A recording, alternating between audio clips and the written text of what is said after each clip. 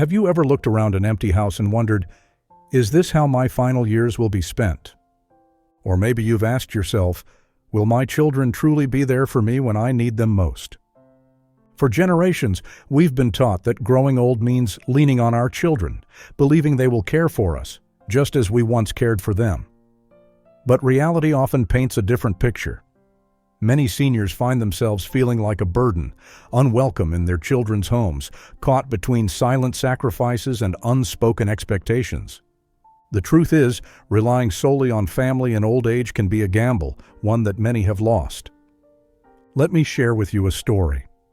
A woman, strong and independent, spent her whole life raising and supporting her children. She gave them everything, her time, her love, even her savings, believing that in return they would offer her the same devotion in her later years. But when the time came, she found herself passed between homes, unwelcome, unappreciated, and ultimately alone. This is not an isolated case.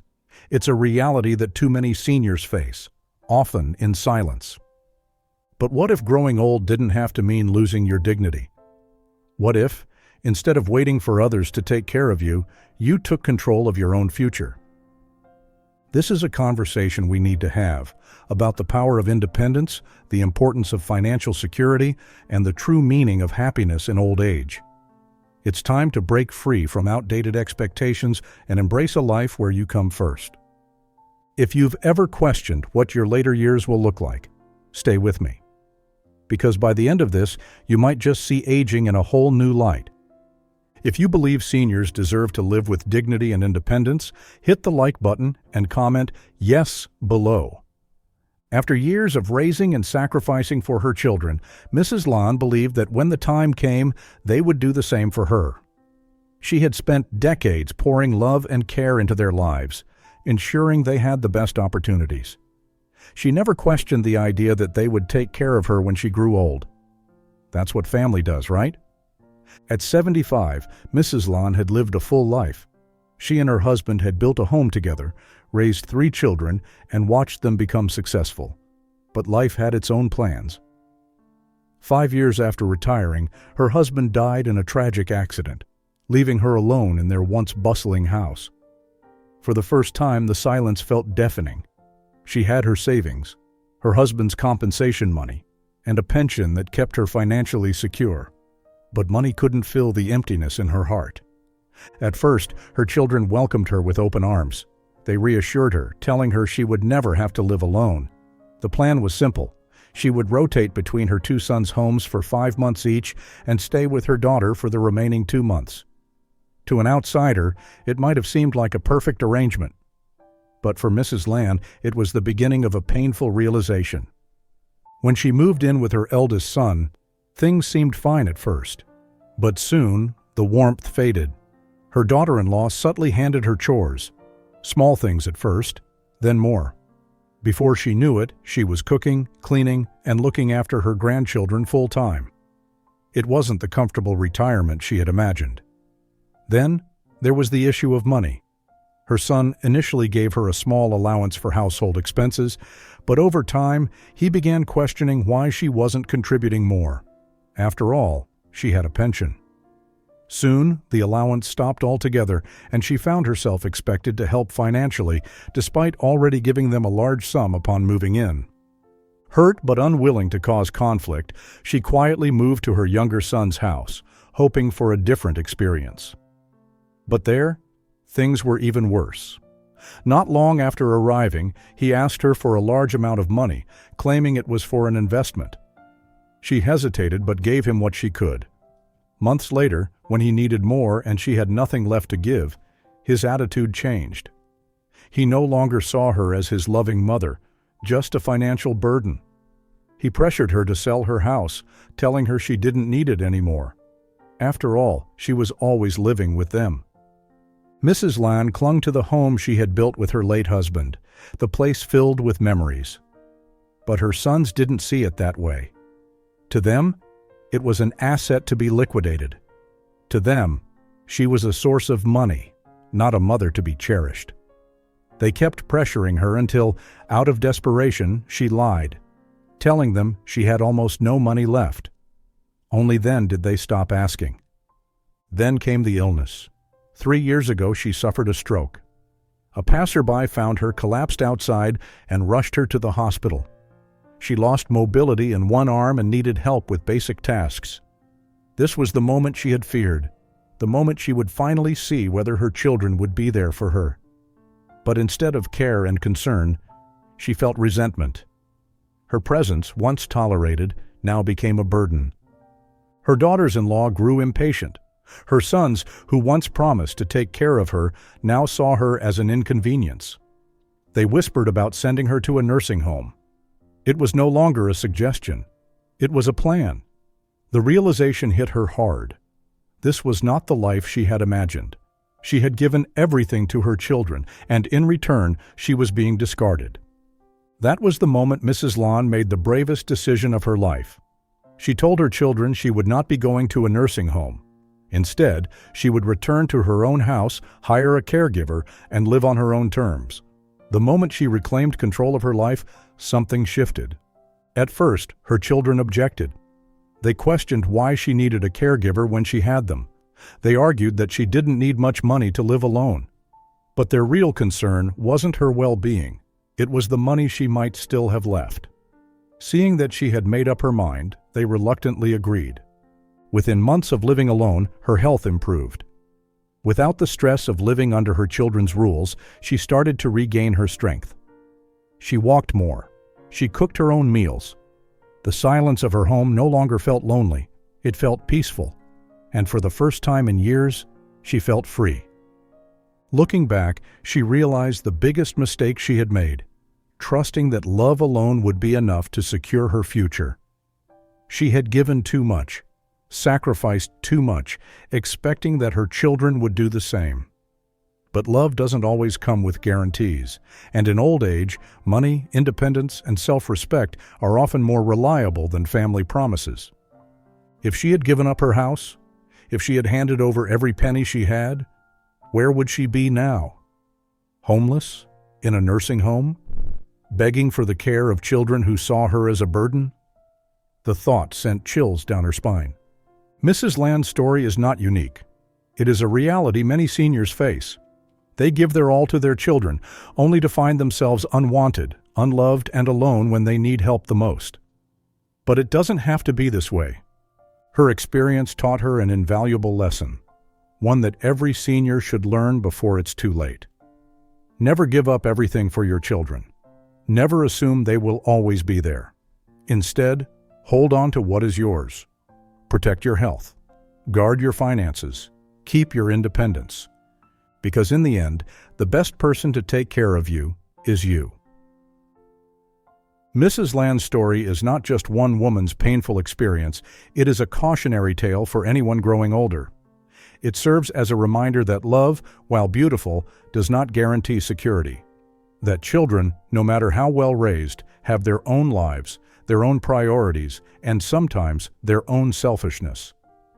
And that in the end, the only person you can truly rely on is yourself. So how do we ensure that we don't fall into the same heartbreaking situation? How do we protect ourselves from becoming dependent on children who may not or cannot be there for us? The answer lies in 5 fundamental lessons. These are not just ideas. They are essential truths that every senior must embrace to live a dignified, independent, and fulfilling life. The first and most important lesson is to protect your health. Everything else in life, money, freedom, even happiness, depends on your physical well-being. Without health, you lose control over your future. Many seniors make the mistake of prioritizing their children's needs over their own, sacrificing rest, skipping doctor's appointments, and neglecting their diet just to be useful to their family. They convince themselves that their bodies are still strong, that they can handle the extra work. Until one day they can't. Mrs. Land's stroke was a direct result of years of stress, exhaustion, and a lack of self-care. And when she became weak, her children, whom she had done so much for, no longer wanted the responsibility. If there is one thing to learn from her story, it is this: you must put your health first. Exercise, eat well, get regular checkups, And do not let anyone guilt you into overworking yourself. The healthier you are, the more choices you have. The second lesson is never give up your financial independence. Money is not just currency, it is security, freedom, and power. It is the difference between being forced into a nursing home or having the ability to live where and how you choose. Too many seniors, out of love and trust, hand over their savings and property to their children, believing that they will be taken care of in return. But once that money is gone, so is their leverage. Think about it. If Mrs. Lon had sold her house when her sons pressured her, what would have happened? She would have been left with nothing, completely at their mercy. Instead, she made a crucial decision. She held on to what was hers. That house became her sanctuary, her escape from mistreatment. And because she still had financial resources, she was able to hire help and regain control of her life. Never let anyone convince you that you don't need your own money. Keep a separate account. Save for emergencies. Make sure that no matter what happens, you can stand on your own 2 feet. It is not selfish. It is survival. The third lesson is keep enough property and savings for yourself. Some parents believe that by distributing their assets early, they are helping their children. They sign over deeds, transfer bank accounts, and leave themselves with just enough to get by. But what happens when just enough is no longer enough? What happens when illness strikes, when inflation rises, when unexpected expenses appear? Mrs. Lon's sons stopped caring for her the moment they realized she had no more money to give. It is a hard truth, but a common one. When parents no longer have financial value, some children's love fades. That is why you must always keep something for yourself. Your home should remain in your name for as long as possible. Your savings should be yours to manage. And if you plan to leave an inheritance, do it on your terms, at the right time, not out of obligation. The fourth lesson is do not become a servant to your children. Many seniors fall into the trap of thinking that their role as caregivers never ends. They cook, clean, babysit grandchildren, and dedicate their energy to making their children's lives easier. But in doing so, they forget one crucial thing. They too deserve to enjoy life. Retirement is not meant to be a second round of parenthood. It is a time to rest, to travel, to enjoy hobbies, and to do all the things that were postponed for years. Mrs. Lon spent her early years of retirement trying to be helpful, hoping to earn a place in her children's homes. But all she earned was exhaustion and disappointment. It wasn't until she stepped away and prioritized herself that she truly started to live again.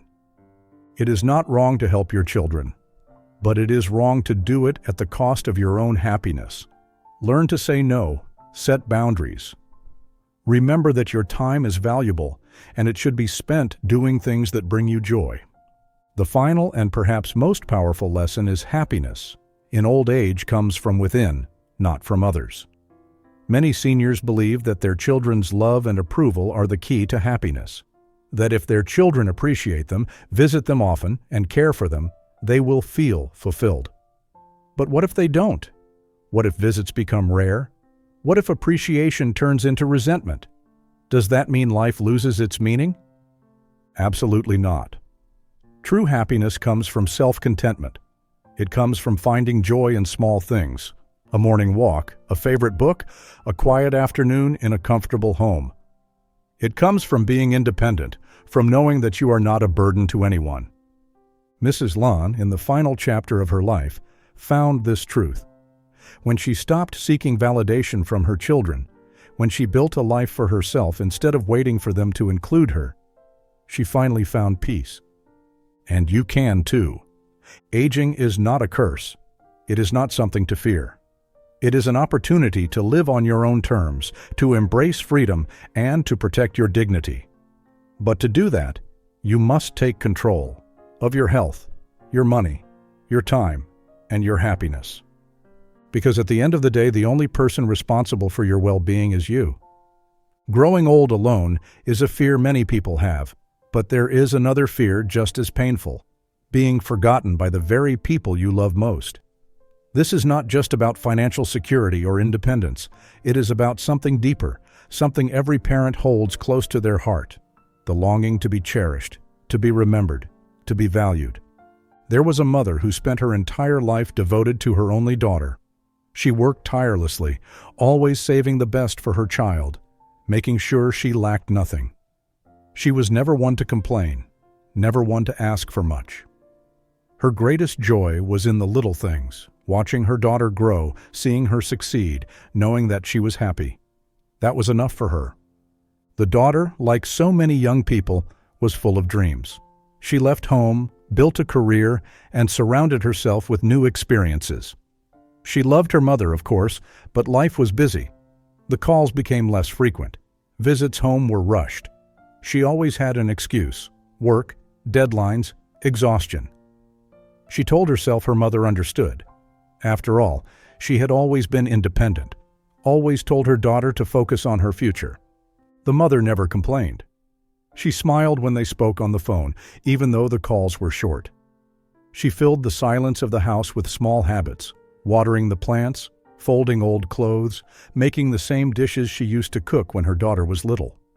She kept a wooden box under her bed filled with little keepsakes: baby clothes, handwritten notes, old school pictures, memories of a time when her daughter needed her, when the house was filled with laughter instead of silence. One day, the daughter received a message from a neighbor. Her mother had collapsed in the kitchen. A sudden stroke. By the time she rushed home, it was too late. The house was exactly as she had left it the last time she visited, except now it felt unbearably empty. The rice cooker was still warm. Her mother had been preparing her favorite dish, stuffed tomatoes, hoping that maybe, just maybe, her daughter would come home that evening. The daughter sat in her mother's room, her hands trembling as she opened the wooden box. Inside, she found a neatly folded pink scarf, one her mother had knitted for her years ago, but she had never worn because it wasn't stylish. Underneath it was a tiny sweater, the same one she had worn as a baby. At the bottom of the box, she found a note in her mother's handwriting: "For my daughter's future." Wrapped inside it was a simple gold necklace, something her mother had quietly saved for, intending to give it to her one day. Tears blurred her vision. How many times had she taken her mother for granted? How many times had she pushed visits to next time, not realizing that time was running out? She had been so focused on her own life that she had forgotten to ask about hers. Had she been lonely? Had she ever felt abandoned? The thought crushed her. Sitting in that quiet house, the daughter realized something that was both beautiful and heartbreaking. A mother's love does not demand, it does not beg, it does not ask for anything in return, but that does not mean it should be ignored. Parents grow old in silence, never wanting to be a burden, always telling themselves that their children are busy, that they understand. But deep down, they still hope, they still wait. Love is not just about saying, "I care." It is about showing it, about making time, about ensuring that the people who raised us never feel forgotten. The daughter knew she could not turn back time, but she could live differently moving forward. She could carry her mother's love with her and make sure that no one else in her life ever felt the loneliness her mother had endured. Not everyone realizes the value of their parents while they are still here, but if you do, if you are lucky enough to still have your parents in your life, don't wait. Call them, visit them, make time, not excuses. Because one day you might come home to find a warm meal waiting for you on an empty table and realize that the person who made it is gone, and no amount of regret can bring them back. Reading these stories, Mrs. Land's painful journey, the heartbreaking reality of a mother who waited in silence, and the crucial lessons about independence has been nothing short of eye-opening. For many of us, these are not just stories. They are reflections of real-life experiences we have witnessed, lived through, or fear facing in the future. They force us to confront the uncomfortable truth about aging. Love, even in its purest form, does not always guarantee care, respect, or security. One of the most striking realizations from these stories is how often seniors sacrifice everything for their children, believing that love and loyalty will be reciprocated. Mrs. Land's experience is one that so many elderly parents around the world endure, giving their children everything, only to find themselves unwanted when they are no longer seen as useful. This is a devastating reality, and yet it is far too common. Reading about her made me question, how many parents right now are silently suffering, afraid to admit that they regret giving up their independence? How many are enduring mistreatment just because they have no other choice? Her story also highlights a painful but necessary truth. Financial security is one of the most important forms of power in old age. Too often, parents feel obligated to hand over their savings or property out of love and trust, only to realize later that without financial independence, they have no control over their future. Mrs. Land's refusal to sell her house was the one decision that saved her from a lifetime of mistreatment. It is heartbreaking to think about how differently her story could have ended if she had given in. This serves as a wake-up call to every senior. Never give up everything for your children. Money is not just about wealth. It is about having the ability to make choices, to live on your own terms, and to avoid being at the mercy of others. Equally powerful is the story of the mother who spent her last days waiting for her daughter, a daughter who loved her but was too caught up in her own life to realize the silent suffering happening just beyond her reach. How many of us are guilty of this? How many of us assume that our parents are fine because they never complain? The reality is, most parents will never say they are lonely, never admit they wish we called more often, never ask for our time because they do not want to burden us. But just because they don't say it doesn't mean they don't feel it. Reading about the daughter's realization, her deep regret, was perhaps the most emotional part of this entire discussion. It made me wonder, how many sons and daughters will only understand the depth of their parents' love when it is too late? The scene of the daughter opening the wooden box, discovering the small reminders of a lifetime of care, is something that lingers in the mind. Love, after all, is not measured in grand gestures, but in the small, consistent acts of devotion that parents show every day. Yet, how often do we overlook those acts, believing we will always have more time to appreciate them? The lessons from these stories are clear. For seniors, the message is this: take control of your own future. Do not wait for someone else to decide your fate. Protect your health, hold on to your financial security, and make sure that your happiness does not depend on the actions of others.